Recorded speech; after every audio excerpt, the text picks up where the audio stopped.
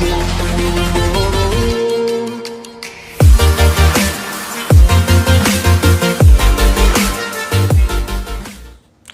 Friends, welcome my self Neetu.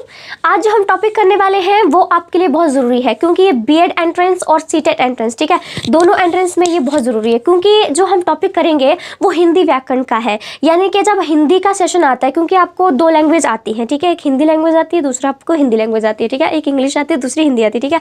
तो वहाँ पर आपको हिंदी जो व्याकरण होता है उसमें ये जो टॉपिक है जिसको बोलते हैं हम लोग वर्ण विचार, ठीक है, बहुत ज़्यादा ज़रूरी टॉपिक है। क्यों ज़रूरी है? क्योंकि ये एक ऐसा टॉपिक है जो जिसमें क्या होता है कि बहुत ही छोटे छोटे से क्वेश्चन बनते हैं। 2 मार्क्स के क्वेश्चन हम बोले तो इसमें 2 मार्क्स के जो क्वेश्चन होते हैं वो बहुत ज़्यादा जो है हमारे इसमें बनते हैं, ठीक है। इसलिए इस टॉपिक को करना बहुत ज़्यादा ज़रूरी हो जाता है हमारे लिए, ठीक है। तो चलिए फिर सीधा हम लोग शुरू करते हैं, ठीक है। आज का जो टॉपिक का नाम है, हम लोग हेडिंग लिखते हैं, वो है वर्ण विचार।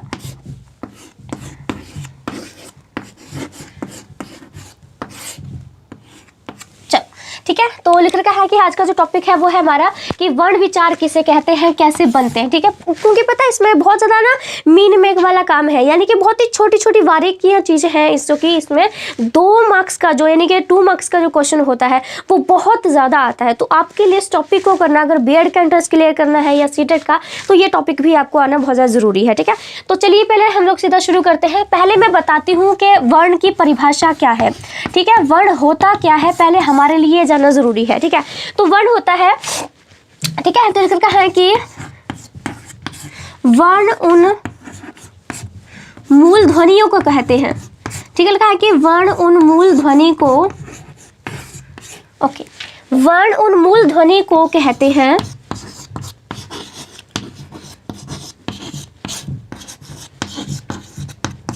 जिनके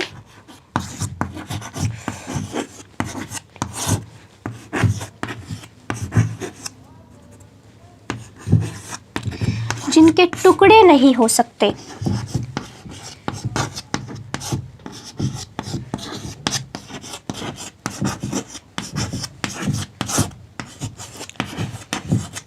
चलो, ठीक है, तो लिख रखा है कि वर्ण की हमारी सबसे पहले जरूरी है डेफिनेशन जानना कि वर्ण क्या होता है, ठीक है।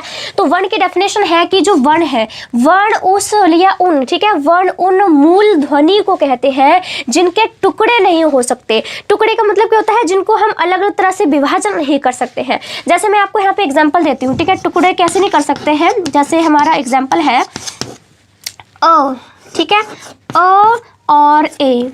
हमेशा याद रखिएगा कि अ है, अब आप इसको पहले से आराम से देख सकते हो कि जो अ है और जो ए है पहले से छोटा सा है, आप इसको बोलोगे अ, तो आप इसमें और क्या डिवाइड कर सकते हो, क्या विभाजन कर सकते हो? कुछ भी नहीं कर सकते हो। ए में भी सेम टू सेम है, उसमें भी आप कुछ भी डिवाइड नहीं कर सकते हो। तो इसीलिए जो वर्ण होते हैं, ठीक है, उनको हम टुकड़ों में नहीं बांट सकते हैं।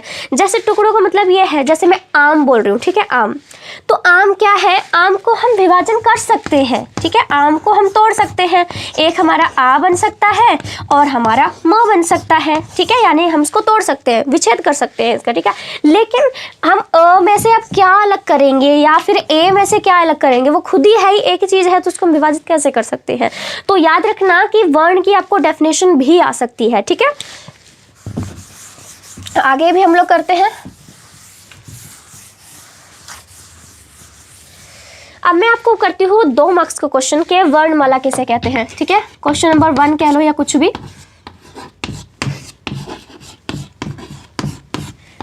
वर्णमाला क्या है, ठीक है, वर्णमाला क्या है या फिर आप इसे क्या कह सकते हो, इस तरह से क्वेश्चन आ सकता है। याद रखिएगा ये हमारा 2 मार्क्स में क्वेश्चन जो है आपके लिए आराम से आ सकता है, ठीक है। तो वर्णमाला को हम लोग कहते हैं कि वर्णों के समूह या फिर आप समूह यानी कि ग्रुप होता है, ठीक है, वर्णों के समूह को, ओके, लिख रखा है कि वर्णों के समूह को वर्णमाला, ठीक है, वर्णमाला कहते हैं, ओके, ठीक है। ये हमारा एक 2 मार्क्स का क्वेश्चन बनता है कि वर्णमाला क्या है या फिर किसे कहते हैं। तो इसका मतलब होता है जब आप इसको डेफिनेशन कोई पूछे 2 मार्क्स में तो बोल देना कि वर्णों के समूह को, यानी कि वर्णों के जो ग्रुप होता है उसको वर्णमाला कहते हैं। आपका ये टॉपिक आराम से क्लियर हो जाता है, ठीक है। उसके बाद याद रखिएगा उस तरह से एक और जो है 2 मार्क्स में क्वेश्चन आ सकता है कि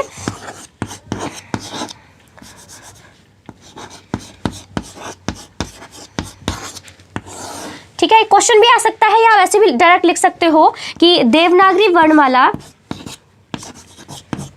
ओके, देवनागरी वर्णमाला में 2 प्रकार के, ठीक है, देवनागरी वर्णमाला में 2 प्रकार के वर्ण होते हैं, ठीक है, 2 प्रकार के वर्ण होते हैं। ये भी आपको क्वेश्चन 2 मार्क्स का आ सकता है, सिंपल सा, कि हमारा देवनागरी वर्णमाला जो है ये कितने प्रकार की होती है। ये भी आपको 2 मार्क्स में क्वेश्चन आराम से आ सकता है। तो याद रखिएगा कि देवनागरी वर्णमाला में 2 प्रकार के वर्ण होते हैं, स्पेशली वर्ण को पूछ रखा है, ये भी याद रखिएगा कि पूछा क्या है। तो हमारे 2 टाइप के हमारे वर्ण आ जाते हैं, ठीक है। तो पहला जो टाइप है हमारा वो है स्वर, और दूसरा जो टाइप हमारा आ जाता है, ठीक है, दूसरा टाइप आ जाएगा व्यंजन, ठीक है। आपने सुना होगा स्वर और व्यंजन। आप जब क ख ग ग तक या उससे आगे भी थोड़ा आते हैं ना तो उसको स्वर और व्यंजन बोलते हैं। तो देवनागरी वर्णमाला में 2 प्रकार के वर्ण होते हैं, पहला है स्वर होता है और दूसरा होता है हमारा व्यंजन। हमेशा याद रखिएगा कि देवनागरी वर्णमाला में 2 टाइप के हमारे वर्ण होते हैं, स्वर और व्यंजन, ठीक है। अब हम लोग करते हैं, ठीक है। अब मैं आपको स्वर के बारे में पढ़ाती हूँ कि स्वर क्या है, स्वर, ठीक है। तो पहले हम स्वर शुरू करते हैं, ओके, ठीक है। पहले मैं आपको इसकी डेफिनेशन बताने से पहले मैं आपको बता देती हूँ कि स्वर कितने होते हैं और कौन से होते हैं, ठीक है। तो याद रखना कि जो स्वर होते हैं इनकी संख्या जो है वो 11 होती है, ठीक है।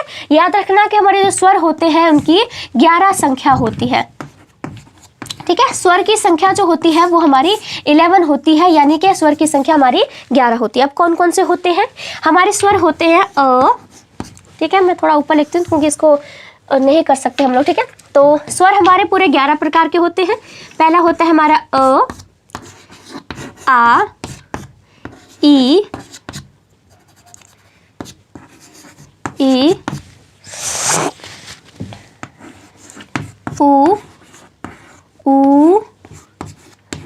री, ऋषि, ठीक है, ए,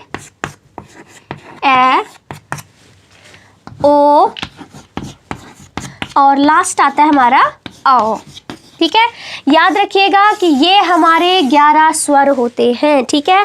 क्वेश्चन आ सकता है 2 मार्क्स में कि स्वरों की संख्या कितनी होती है, तो सिंपल सा टिक लगाइएगा कि स्वरों की संख्या हमारी पूरी 11 होती है, यानी कि 11 होती है। फिर ये बता रखा है कि हमारे जो 11 स्वर हैं वो कौन कौन से हैं। तो अ, आ, ई, उ, ऋषि, ए, ओ और आओ, ठीक है। तो ये हमारे पूरे 11 स्वर होते हैं और आपको याद रखना बहुत ज़्यादा ज़रूरी है। अब मैं आपको इसकी डेफिनेशन बताती हूँ। स्वर को अगर आपको कहीं लिखने के लिए भी आ जाता है कि इस स्वर को परिभाषित कीजिए, स्वर को बताइए क्या बोलते हैं, तो स्वर की हम लोग अपनी परिभाषा आपको बताती हूँ कि स्वर को क्या बोलते हैं। चल, ठीक है, तो इसकी हम परिभाषा बोलते हैं कि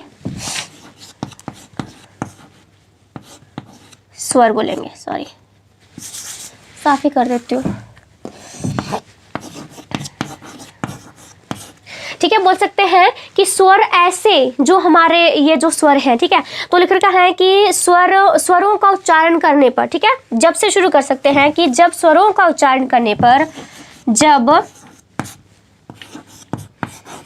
स्वर का उच्चारण का मतलब होता है स्वरों को बोलने पर, ठीक है। उच्चारण का मतलब कंफ्यूज नहीं होना है, बहुत ही सिंपल सी हिंदी है, ठीक है। तो लिख रखा है कि परिभाषा में कर सकते हैं जब स्वर का उच्चारण करने पर, यानी कि उसको बोलने पर, ठीक है। तो जब स्वर का उच्चारण करने पर मुंह से जो हवा निकलती है, ठीक है, मैं आपको समझाती हूँ क्या लिख रही हूँ मैं। मुंह से जो हवा निकलती है मुंह से जो हवा निकलती है ठीक है, मुंह से जो हवा निकलती है वो बिना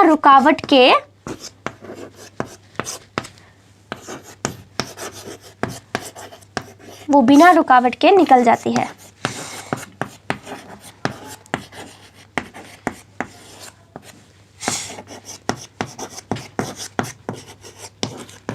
ओके अब मैं समझाती हूँ कि ये मुंह से हवा निकलने का मतलब क्या है। ठीक है, तो हमारा जो स्वर है उसको हम परिभाषित कर सकते हैं। तो परिभाषित में लिखा है, जब स्वर का उच्चारण करने पर यानी कि स्वर को बोलने पर, ठीक है, उच्चारण करने पर मुंह से जो हमारे जो फेस है, ठीक है, सॉरी फेस नहीं, जो मुंह है उससे हवा निकलने, ठीक है, हवा निकलेगी, ठीक है, जो हवा निकलेगी, ठीक है, जो उससे हवा निकलेगी वो बिना रुकावट के से ही जो है वो निकल जाएगी। देखो मैं समझाती हूँ। ये हमने बोले कि ये हमारे स्वर हैं। ठीक है, अब मैं इनको पढ़ती हूँ। जैसे आप अ को पढ़ते हो, अ, आ, ई, ऊ, ऋषि, ठीक है, यानी कि आप जब इनको बोलते हो, आप खुद उनको बोल के देखो, आ, ठीक है, जिस तरह से बोलते हो आपको खुद महसूस हो रहा है कि हम जब अ बोलते हैं तो हमारे अंदर की, हमारे गले की जो हवा है वो बाहर जा रही है और इसमें कोई रुकावट आपको नहीं लग रहा होगा। जैसे मैं कमल बोल रही हूँ तो कमल, यानी कि हम लोग रुक रहे हैं। ठीक है, हमारी जो वॉइस है, जो मुंह मुंह की हवा है वो रुक रही है। ठीक है, लेकिन इसमें क्या है, कुछ भी नहीं, हमको कोई बाधा ही नहीं बन रही है, हमारे मुँह से हवा निकलने में, हमें बोलने में कोई परेशानी नहीं हो रही है। ठीक है, तो यही कहना चाहा है कि जब भी अब हम इनको बोलते हैं, ठीक है, तो हम अ, आ, ए, ओ इनको जब भी हम बोलते हैं तो एकदम से बोल देते हैं, हम कोई रुकने की जरूरत नहीं पड़ती, बस एकदम से निकल बोल दिया और बस बात खत्म हो जाती है। तो वही स्वर की हमारी डेफिनेशन भी होती है कि जब स्वरों का उच्चारण करने से जो हमारे मुंह से, जो हमारे कंठ से, हमारे गले से इस तरह से आवाज निकलती है वो बिना किसी रुकावट के ही बाहर आ जाती है, उसको हम लोग जो है वो स्वर बोलते हैं। ठीक है, आई होप कि आपको समझ में आ रहा है कि मैं क्या बोल रही हूँ। ठीक है, क्योंकि अभी मैं व्यंजन के बारे में पढ़ाऊंगी आपको, लेकिन आप पहले आपको जो है वो स्वर समझने आने चाहिए कि जब भी हम अ, आ, ई, ऊ, ए जब भी बोलते हैं हम लोग, ठीक है, तो बिना एकदम से बोल देते हैं, कोई रुकावट हमें नहीं आती है। ठीक है, आगे मैं आपको बताती हूँ कि हमारे जो स्वर है उसके भी आगे दो टाइप हमारे दिए जाते हैं। ठीक है, ये भी हमारा 2 मार्क्स का क्वेश्चन आ सकता है कि स्वर कितने प्रकार के होते हैं। तो आपके जो स्वर होते हैं सिंपल सा पूरे 11 प्रकार के, 11 प्रकार के नहीं, सॉरी 11 स्वर होते हैं आपके। ठीक है, अब लिख रखा है कि स्वर के प्रकार या फिर स्वर के भेद, आपको जो अच्छा लगे, क्योंकि दोनों का मतलब एक ही होता है। तो हमारे ये भी 2 मार्क्स में क्वेश्चन आ सकता है कि स्वर के कितने टाइप होते हैं। तो स्वर जो होते हैं हमारे उसके 2 टाइप होते हैं। ठीक है, स्वर के हमारे 2 टाइप होते हैं। मैं दूसरे तरह से लिखती हूँ ना, तो उसी की आदत हो गई है। ठीक है, इस तरह से लिखना आप इसको। ठीक है, तो ह्रस्व, एक ह्रस्व स्वर होता है हमारा, और दूसरा हमारा होता है जो टाइप है इसका वो है दीर्घ स्वर। ठीक है, तो ये भी 2 मार्क्स में क्वेश्चन आ सकता है कि स्वर के कितने टाइप होते हैं, कितने प्रकार होते हैं। तो हमारे जो स्वर होते हैं वो 2 प्रकार के होते हैं। ठीक है, एक हमारा ह्रस्व स्वर होता है और दूसरा हमारा दीर्घ स्वर होता है। ठीक है, आई होप समझ में आ रहा है। तो अब मैं आपको एक्सप्लेन करती हूँ कि हमारा जो ह्रस्व स्वर है, ठीक है, उसको क्या बोलते हैं, कौन कौन से इनमें से होते हैं और कौन से दीर्घ इनमें से होते हैं, इन्हीं में से होंगे। अगर आपने एक बार 11 स्वरों को याद कर लिया ना, तो आपको ये वाला याद करने में कोई मुश्किल नहीं रहेगी, क्योंकि एग्जामिनर आपसे ये भी पूछ सकता है, ऑप्शन दे के 4 ऑप्शन दे देंगे कि इनमें से बताओ कि ह्रस्व स्वर कौन से होते हैं, इनमें से बताओ कि दीर्घ स्वर कौन से होते हैं, कितने होते हैं। तो काफ़ी टाइप से वो एग्जामिनर जो है आपके लिए क्वेश्चन डाल सकता है। तो पहले मैं आपको ह्रस्व स्वर के बारे में बताती हूँ कि जो ह्रस्व स्वर है वो क्या है, इसकी परिभाषा जो है हम उसमें कैसे लिख सकते हैं, इस तरह से। ठीक है, और याद रखना आपको, अब समझ में आएगा। ह्रस्व स्वर का मतलब होता है शॉर्ट। ठीक है, शॉर्ट, ये आर है, इस तरह से भी आर लिखते हैं, शॉर्ट वोवल्स, VOWELS। ठीक है, तो जो हमारा ह्रस्व है उसका मतलब होता है शॉर्ट, यानी कि छोटा। ठीक है, तो इसका हम लोग अर्थ कर लेते हैं कि इसका जो हमारा मतलब होता है वो होता है छोटा। ठीक है, हिंदी में छोटा और इंग्लिश में आप इसको शॉर्ट भी कह सकते हो। ठीक है, आई होप समझ में आ रहा है। ठीक है, कि जो ह्रस्व स्वर है उसका मतलब होता है शॉर्ट, यानी कि छोटा। तो इसकी हम इस सिंपल सी इसकी डेफिनेशन इसी से ले सकते हैं। अगर आपको इसका मतलब पता है ना कि ह्रस्व को शॉर्ट बोलते हैं, तो आपको जो परिभाषा इसकी करते हैं वो एकदम से समझ में आ जाएगी। ठीक है, तो मैं भी आपको लिखती हूँ इसकी परिभाषा लिखते हैं कि जब हमारे जो स्वर हैं, ठीक है, सिंपल सी है कि जब स्वर को, ये वो है, जब स्वर को बोलने में, ठीक है, जब स्वर को बोलने में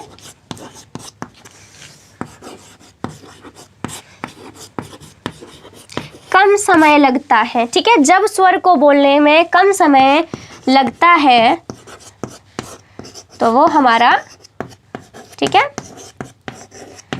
तो वो ह्रस्व स्वर है।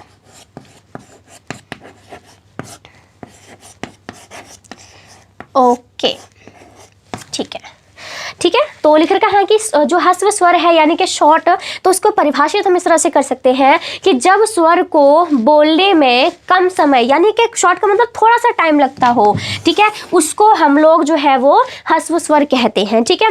ये भी इस तरह से भी डेफिनेशन के लिए आपके क्वेश्चन आ सकता है। देखो मैं ये नहीं सोच रही हूँ कि आपको मैं पीछे से रफ करती जाऊँगी और आप भूल जाओगे या जो भी है। अगर आप पूरी वीडियो देख रहे हो तो आपको ये समझ में आ रहा होगा मैं क्या लिख रही हूँ और रफ करने के बाद मैं क्या लिख रही हूँ, ठीक है। तो मुझे ये सोचने की जरूरत नहीं है, ठीक है। तो ह्रस्व स्वर में मैंने आपको परिभाषा बता दी है कि आप ह्रस्व स्वर को कैसे समझ सकते हो, बता सकते हो, ठीक है। अब मैं आपको बताती हूँ कि जो ह्रस्व स्वर होते हैं वो कितने प्रकार के होते हैं और कौन कौन से होते हैं, ठीक है। तो परिभाषा तो मैंने आपके लिए कर दी है। मैं ये साफ इसलिए नहीं कर रही हूँ क्योंकि आगे का जितना भी समझाना है वो इन्हीं से ही रिलेटेड है, तो आपको उसी से मुझे बताना पड़ेगा कि कौन सी चीज़ कहाँ है, ठीक है। तो ह्रस्व स्वर जो होते हैं ये हमारे कितने प्रकार के होते हैं, ये हमारे पूरे 4 प्रकार के होते हैं, ठीक है। 4, इस तो 4 2 बार लिख दिया मैंने, ठीक है, 4 प्रकार, ठीक है। जो हमारे ह्रस्व स्वर होते हैं ये पूरे 4 प्रकार के होते हैं। ऑफ कोर्स शॉर्ट मार्क्स में क्वेश्चन आ सकता है कि आपको जो है ह्रस्व स्वर कितने प्रकार के होते हैं, तो आप सिंपल से कह सकते हो कि ह्रस्व स्वर जो होते हैं आपके 4 टाइप के होते हैं, 4 प्रकार के होते हैं, ठीक है। अब बताती हूँ कि कौन कौन से होते हैं, ठीक है। तो हमारे होते हैं अ, ए, उ और हमारा आएगा ऋषि।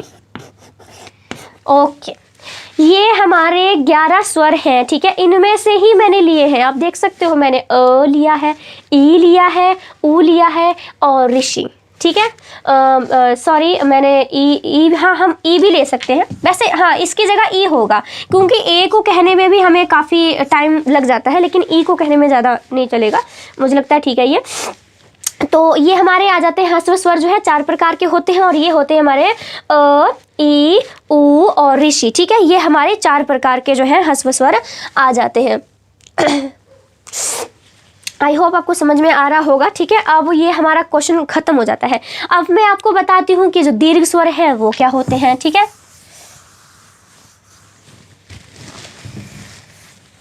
चलो दूसरा शुरू करते हैं, वो है हमारा दीर्घ स्वर। और दीर्घ स्वर का मतलब उससे उल्टा होता है, यानी कि लॉन्ग वोवल्स, ठीक है। ओके, और इसकी जो हमारी परिभाषा होगी वो भी बिल्कुल सिंपल होगी कि जब स्वरों को बोलने में, जब स्वर को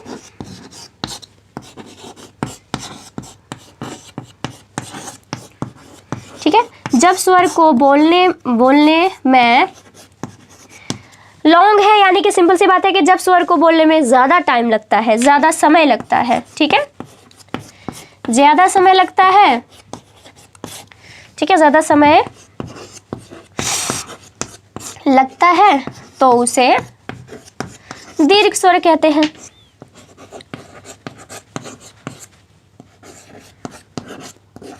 ठीक है, तो लिख रखा है तो उसे दीर्घ स्वर कहते हैं। बस ये हमारा क्लियर हो जाता है, ठीक है।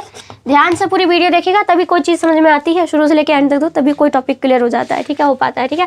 तो दीर्घ स्वर है उसको वो हमारा मतलब होता है, इंग्लिश में बोलूँ तो लॉन्ग वोवल्स, ठीक है, हम वोवल्स की बात कर रहे हैं। तो इसका मतलब होता है जब इसको परिभाषित करेंगे तो हो जाता है जब स्वर को बोलने में ज़्यादा समय लगता है। जो हमारा ह्रस्व स्वर था उसको हमने बोला था छोटा, ठीक है, यानी कि कम, तो उसकी डेफिनेशन थी कि जिस स्वर को बोलने में कम समय लगता है उसको हम ह्रस्व स्वर कहते हैं, और जिस स्वर को बोलने में ज़्यादा टाइम लगता है उसको हम दीर्घ स्वर बोलते हैं, ठीक है, स्वर्ग नहीं स्वर बोलते हैं, ठीक है। उसके बाद मैं आपको बताती हूँ कि जो हमारे दीर्घ स्वर होते हैं वो कितने प्रकार के होते हैं, ठीक है। तो इसके टाइप की मैं बात करूं तो ये पूरे 7 प्रकार के होते हैं। और आपके लिए बहुत ही अच्छा है क्योंकि ये जो दीर्घ स्वर और जो ह्रस्व स्वर है वो स्वर के ही पाठ हैं, ठीक है। हमने बोला कि जो स्वर हैं वो 11 प्रकार के होते हैं। 4 मैंने क्या किया, इनमें से 4 मैंने निकाल लिए, ह्रस्व स्वर में रख दिए 4, क्योंकि वो 4 टाइप के होते हैं। अब बाकी बचे कितने, बाकी जितने भी बचे हैं ना वो इसमें आएंगे। और कितने बचे हैं, 7 बचे हैं। तो जो मेरा अ है, ठीक है, ई है, ऊ है और ऋषि, ठीक है, इनको तो मैंने निकाल लिया था, इन चारों को मैंने ह्रस्व स्वर में रख दिया था। अब बचे जितने भी बचे हैं ना वो सब के सब मेरे दीर्घ स्वर में ही आ जाएंगे। तो 7 प्रकार जो है मेरे दीर्घ स्वर के होते हैं, ठीक है। जैसे कि आपके लिए लिख देती हूँ, आ, जो बचा है मैं वही लिख रही हूँ, आपके लिए कोई नया चीज़ नहीं कर रही हूँ मैं, ठीक है। अ आ ऊ, ठीक है, अ आ ऊ हो गया। फिर हमारे ये तो आगे आते आते हैं, ए ओ और आओ। 1 2 3 4 5 6 7 यानी कि पूरे 7 प्रकार के आपके दीर्घ स्वर आ जाते हैं। यदि आपको ये 11 के 11 याद हैं तो 4 वहाँ से निकाल दिए, बाकी जितने बचे हैं अगर आप इसमें लिख दीजिए, आपका टॉपिक क्लियर हो जाता है, ठीक है। तो याद रखिएगा कि हमने जो स्वर है उसको पूरी तरह से क्लियर कर लिया है। मैं यहाँ पे एक चीज़ और बताना चाहूँगी आपको कि जो हमारा अंग और अंग, ठीक है, लिखा है कि अंग और जो अड़ा नहीं बोलते, इसके पीछे अ के साथ जो 2 बिंदु लगती है उसको क्या बोलते हैं, ठीक है, तो उनको हम अयोग वाह बोलते हैं, ठीक है, अयोग वाह, ठीक है। तो ये हमारा अंग है और जो इ है ये हमारे अयोग वह आ जाते हैं। इस तरह से जब आप क ख ग करते हो तो अ से लेकर यहाँ तक जो होते हैं वो हमारे स्वर होते हैं, और क से लेकर क ख ग जो भी है हमारा ग से या कुछ आगे 1 2 और आ जाते हैं, वो सब के सब हमारे व्यंजन कहलाते हैं, ठीक है। तो स्वर का जो टॉपिक है हमारा अ से लेकर अंग तक मैंने आपको सारा बता दिया कि किसको इनमें से 4 की कौन से होते हैं, बाकी 7 जो है उसको दीर्घ बोलते हैं, और जो 2 रह गए थे उनको हम अयोग वह बोलते हैं। ओके, अब हम लोग शुरू करते हैं व्यंजन के बारे में। पहले मैं यहाँ पर आपको पूरा क ख ग लिख के दिखाऊंगी क्योंकि वही हमारे व्यंजन है और उसमें बहुत कुछ छिपा हुआ है, तो मुझे पूरा का पूरा यहाँ पे जो है लिखना पड़ेगा। चौक खत्म होगी, चलो शुरू करते हैं।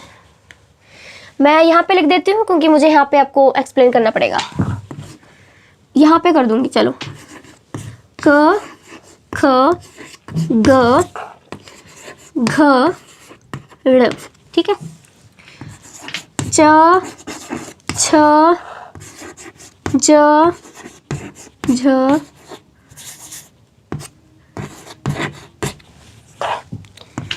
ट ठ ड ढ ण, त थ द ध न, प फ ब भ और म, य र ल व, और फिर है श श और स, और ये हमारा ह आ जाता है लास्ट में, ठीक है। ये लिखना बहुत ज़्यादा ज़रूरी था, मैंने इसलिए आपके लिए पूरे यहाँ तक जो लिख दिए। याद रखना कि ये हमारे व्यंजन हैं, ठीक है। आपको भी आते होंगे व्यंजन, तो ये तो हमने इतनी बार पढ़ाई है, ठीक है। तो ये हमारे आ जाते हैं व्यंजन, ठीक है। अब मैं आपको कुछ बताती हूँ, इसको हम लोग कवर्ग बोलते हैं, ठीक है। कवर्ग आपको याद रखने की प्रॉब्लम नहीं है कि इसको क्या बोलते हैं क्या नहीं बोलते। ये क की लाइन से शुरू हुआ है तो इसलिए कवर्ग बोल दिया है। अब ये च की लाइन से शुरू हो रहा है तो ये इसको च वर्ग बोल देंगे, यानी कि च का वर्ग है। फिर ट से है यानी कि ट वर्ग बोल देते हैं इसको, ठीक है। त है तो ये त वर्ग बोल देंगे, और यहाँ पे हमारा प है तो उसको प वर्ग बोल देंगे, ठीक है। इस तरह से आपको याद रखने में कोई भी परेशानी नहीं आएगी, क्योंकि मुझे जब मैंने पहली बार इसको देखा था, पढ़ा था, तो मुझे लगा कि कैसे याद रखूंगी। फिर मुझे लगा कि ये तो हमारा क से शुरू है इसलिए क का वर्ग है, ये च का वर्ग है, ये ट से है तो ट का वर्ग है, त से है तो त का वर्ग है, और प से है तो ये प का वर्ग है, ठीक है। इन सभी को हम लोग बोलते हैं। और इन सब जो 5 लाइनें हम लोग देख रहे हैं, कवर्ग, चवर्ग, टवर्ग, तवर्ग और पवर्ग, इनको हम स्पर्श व्यंजन बोलते हैं। क्या बोलते हैं इनको? स्पर्श स्पर्श व्यंजन होते हैं, जितने भी होते हैं ये, ठीक है, इनको स्पर्श व्यंजन बोला जाता है। और ये जो हमारे य र ल व, ये जो चार है ना, य र ल व, इनको हम लोग बोलते हैं अंतस्थ, ठीक है, अंतस्थ, ठीक है, तो अंतस्थ इनको हम लोग बोलते हैं। और ये जो हमारे चार हैं, च, श, स और ह, ये हमारे ऊष्म व्यंजन हो जाते हैं, ठीक है, ऊष्म व्यंजन। आपको इसी तरह से भी प्रश्न आ सकता है कि हमें स्पर्श व्यंजन बताइए। वहां पर जैसे आपको एमसीक्यू क्वेश्चन आएगा ना, तो वहां बोलेंगे कि चार ऑप्शन दे देंगे आपको, ठीक है, कि कवर, इनमें से कोई भी ऑप्शन दे देंगे, चार जो भी है, तीन दे देंगे क्योंकि एक तो इधर उधर का देंगे, या फिर पांच में से कोई चार दे देंगे, बोलेंगे कि ये कौन से है, ये क्या ये स्पर्श व्यंजन है कि नहीं है, वगैरह वगैरह। तो आपको जब पता है कि क से लेकर, यानी कि क से लेकर म तक ये हमारे स्पर्श व्यंजन आते हैं, तो इस तरह से भी आपको शॉर्ट क्वेश्चन बन सकता है कि कहाँ से लेकर कहाँ तक आपके स्पर्श व्यंजन होते हैं। तो आपको ऑप्शन आ सकता है क से म तक, दूसरा ऑप्शन आ सकता है क से न तक, फिर तीसरा ऑप्शन के फिर से क से ण तक, या फिर क से फिर वो वाले ण तक। इस तरह से जब आपको पता है कि क से म तक हमारे ये पांच वर्ग आते हैं और इन पांचों को स्पर्श व्यंजन बोलते हैं, तो आपको ये सवाल का जवाब देने में कोई भी परेशानी नहीं होगी, ठीक है। उसके बाद आपको 2 मार्क्स का ये क्वेश्चन भी आ सकता है कि य र ल वो जो है इनको क्या बोलते हैं, ये किस नाम से बोले जाते हैं। तो ये हमारे अंतस्थ व्यंजन होते हैं। फिर आपसे पूछा जा सकता है कि श, स, ठीक है, स और ह इनको क्या बोलते हैं, तो इनको हम ऊष्म व्यंजन बोलते हैं, ठीक है। ये हमारे सारे व्यंजन हो गए, ठीक है। अब मैं आपको बताती हूँ कि हम बस जस्ट थोड़ी सी चीज़ रह गई है कि व्यंजन की मैं आपको डेफिनेशन बता दूँ कि हमारे व्यंजन कितने, व्यंजन की डेफिनेशन कैसे लिख सकते हैं। प्लीज भाई बंद कर देगा ना।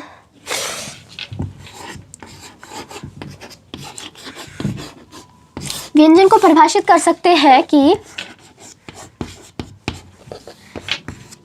जब वर्णों के, ठीक है, जब वर्णों के उच्चारण, ठीक है, तो लिख रखा है कि जब वर्णों के उच्चारण करने पर, ठीक है, लिखा है कि जब वर्णों के उच्चारण करने पर मुंह से जो हवा निकलती है, जब हम इसको बोलते हैं क, ख, ग, घ, म जो भी, ठीक है, तो लिखा है कि जब वर्णों के उच्चारण करने पर मुंह से जो, ठीक है, मुंह से जो हवा निकलती है, ठीक है, तो लिख रखा है कि मुंह से जो हवा निकलती है, ठीक है, तो लिख रखा है कि मुंह से जो हवा निकलती है पर ये थोड़ी सी, ठीक है, शॉर्टकट में कर सकते हैं कि जब वर्णों के उच्चारण करने पर मुंह से जो हवा निकलती है, ठीक है, मुंह से जो हवा निकलती है, ठीक है, लिखा है कि निकलेगी बोलेंगे, मुंह से जो हवा, ठीक है, लिखा है कि मुंह से जो हवा निकलेगी, ठीक है, मुंह से जो हवा निकलेगी पर वो थोड़ा सा रुकेगी, पर वो थोड़ा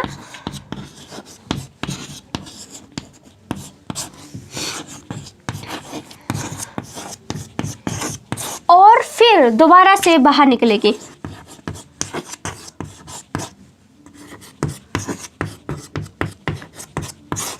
और फिर दोबारा